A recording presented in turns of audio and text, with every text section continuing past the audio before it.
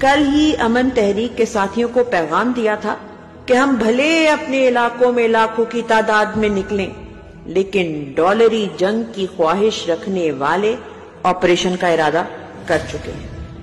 انہوں نے فیصلہ کر لیا ہے کہ ایک دفعہ پھر ہمارے لوگوں کو بے گھر کرنا ہے اور اسی آڑ میں ہمارے وسائل پر قبضہ کرنا ہے۔ لہٰذا ہمیں اب پرامن مارچ کا رخ اسلام آباد کی طرف کرنے کے لیے جرگہ بلانا ہوگا۔ آج تیرا میں نہتے معصوموں پر گولیاں چلا دی گئیں۔ آج آپ کو یہ بھی اطلاع دے دوں کہ 5 ماہ قبل خیبر، تیرا اور شمالی وزیرستان میں آپریشن کا فیصلہ ہو چکا ہے، جس کی صوبائی حکومت اپنے صوبے کے حالات اور عمران خان کی پالیسی کے مطابق اجازت نہیں دے رہی۔ لہٰذا اس مقصد کے حصول کے لیے اگلے 1 ماہ میں اراکین صوبائی اسمبلی کو نااہل کر کے حکومت تبدیلی کا بھی فیصلہ کیا گیا ہے، کیونکہ عالمی طاقتوں سے پختونخوا کے وسائل کے حوالے سے کی گئی کمٹمنٹ اور قبضے پر کوئی کمپرومائز نہیں ہو سکتا۔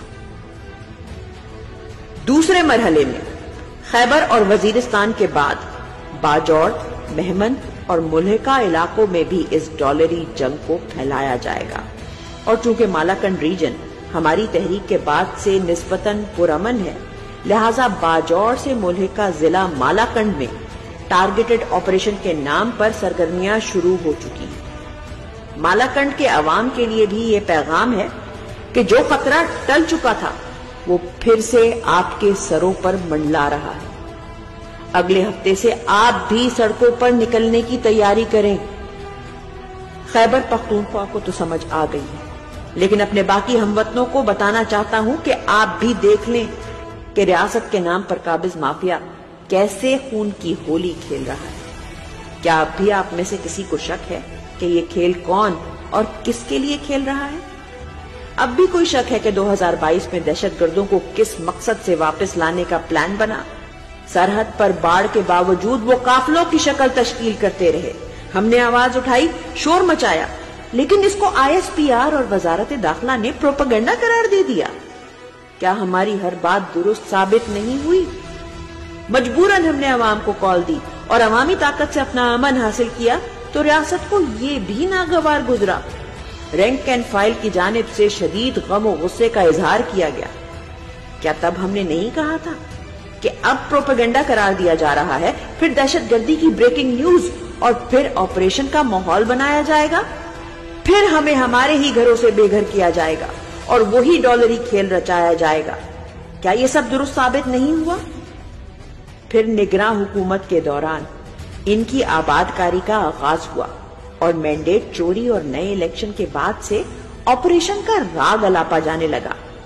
وہی اولڈ پلے بک جو 4 دہائیوں سے جاری ہے، اور بے شرمی کا یہ عالم ہے کہ پختونخوا کے بچے بچے کو اس بات کا علم ہے، لیکن بجائے اس کے کہ ڈالری جنگ وسائل پر قبضے اور ریلیونٹ رہنے کے لیے ہماری زندگیوں سے کھیلنا بند کر دے، الٹا ہماری لاشوں پر بیانیے بنائے جاتے ہیں۔ اس پہ حکم کہ لاشیں اٹھاؤ، بے گھری سہو، اف تک نہ کرو، کیونکہ ہماری توہین ہو جاتی ہے۔ اگر کسی نے اس پورے کھیل کو سمجھنے کی کوشش کرنی ہے تو رجیم چینج سے لے کر ابھی تک میری تمام ٹویٹس، ویڈیو، پیغامات اور امن تحریک کی تقاریر دیکھیں اور سنیں۔ جو جو کہا تھا ایک ایک لفظ بدقسمتی سے سچ ثابت ہو رہا ہے، مگر واٹس ایپ سے مینج ہونے والا میڈیا ایشوز اور ایونٹس پر فوجی پیغامات کے مطابق صرف ریکٹ کرتا رہا، اور فوجی قیادت نے حالات اتنے خراب کر دیے کہ اب اس گند کو سمیٹنے میں نہ جانے کتنا وقت اور کتنی جانیں قربان ہونی ہیں۔ میں آج اپنے امن کے سفیروں اور سالاروں کو بھی یہ پیغام دیتا ہوں کہ کل میں نے جو پیغام بھیجا تھا اس کے مطابق جرگہ بلائیں۔ جب یہ ہمیں گھروں سے نکال کر کیمپوں میں بھیجنے کا فیصلہ کر ہی چکے ہیں تو تب نکلنے کے بجائے آج نکل کر اپنا امن حاصل کریں۔ تمام اضلاع کے جرگے مشترکہ طور پر ایک گرینڈ قومی جرگہ بلائیں۔ اس کے لیے میں نے کوآرڈینیٹرز منتخب کر دیے ہیں۔